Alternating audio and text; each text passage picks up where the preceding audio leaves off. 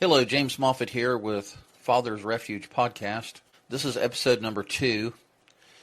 Today I'm going to share an article I wrote, almost 24 years ago called A Reflection in Time. So without saying anything else, let's get to it. A Reflection in Time. The journey began on June 3rd, 2000. What seemed like an ordinary day in the life of a 10-year-old girl became a moment that would alter the course of time for Jessica and our entire family. This reflection is my attempt to piece together the events to honor the responsibility of passing along what I've learned as we walk this path. I don't know why our family history changed. I don't know when this journey will end. I don't know whether Jessica will be fully healed or called home to be with the Lord.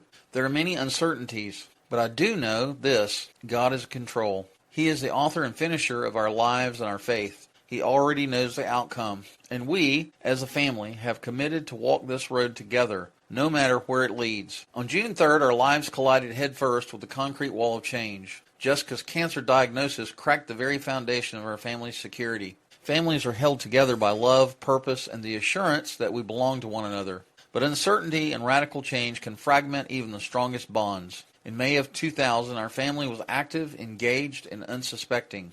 We had no idea what was coming. Before I go further, you should know that this is written from the perspective of a father. At 39, with 4 children, I'm taking a crash course in fatherhood every single day. I'm no stranger to pain or radical change. What happened to Jessica and to us has redefined conflict management. I won't detail every conflict here. Bad things happen to good and bad people alike. What matters most is how we respond and what we learn. Had you told me in January 2000 that our lives would be upended like this, I would have laughed. Cancer happens to other families. We find comfort in believing tragedy won't touch us, but when it does, we're forced to confront it head on.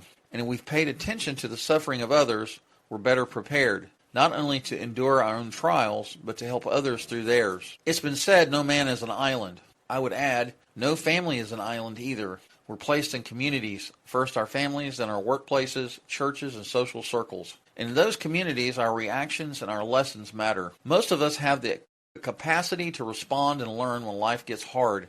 I've seen it in my own life and in Katie's. Katie is my wife. Our worldwide view shapes our reactions. I'm grateful that our family's faith allows us to respond with trust. Even when we don't have all the answers, we may not know why, but we know how. One of the most important lessons I've learned is not to react emotionally.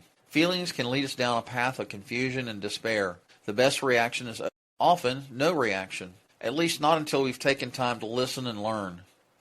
Know before you go, as the saying says. When we quiet ourselves, we can hear what we need to learn before we respond. Emotional reactions often lead to mistakes with lifelong consequences. As a family, we chose to trust God, to pray, and to seek peace even when chaos surrounds us. This journey has brought good days and bad.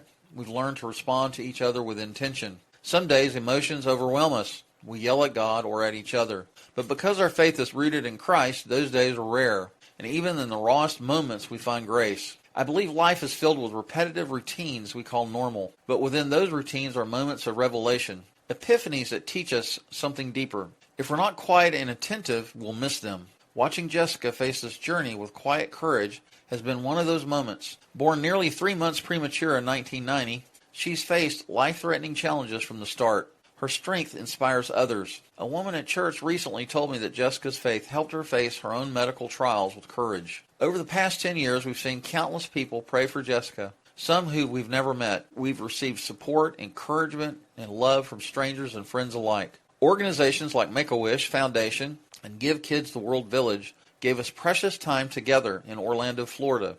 That experience was humbling and eye-opening. We met families just like ours, walking similar paths. One thing I've come to understand, the why behind our journey is bigger than we are. The outcome, while important, is secondary to the purpose. I want to remain faithful to God and to my family. I want to respond well and learn what I'm meant to learn. And that is the end of Reflection in Time. If this article resonates with you in any way, feel free to drop me an email at fathersrefuge@proton.me. Common spelling, fathersrefuge@proton.me. Thank you for the privilege of your time and have a good day. Bye-bye.